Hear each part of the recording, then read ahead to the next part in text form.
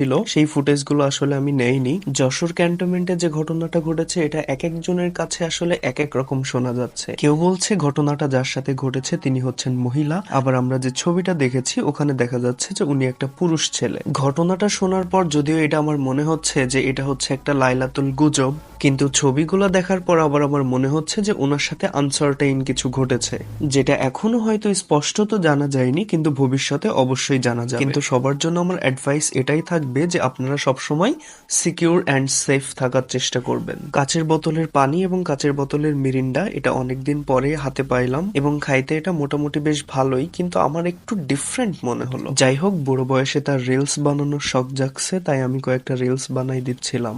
তারপর ভাইরের সুযোগে পেয়ে আমিও ছোট ছোট কিছু ভিডিও ক্লিপ নিয়ে নিলাম। কিন্তু বিশ্বাস করেন যশোর ক্যান্টনমেন্ট একেবারেই স্বাভাবিক আছে, আপনারা যে কেউ যে ঘুরে আসতে পারেন, কোনো সমস্যা নেই। কিন্তু ওই যে গেলেই মাঝে মধ্যে আপনারা এই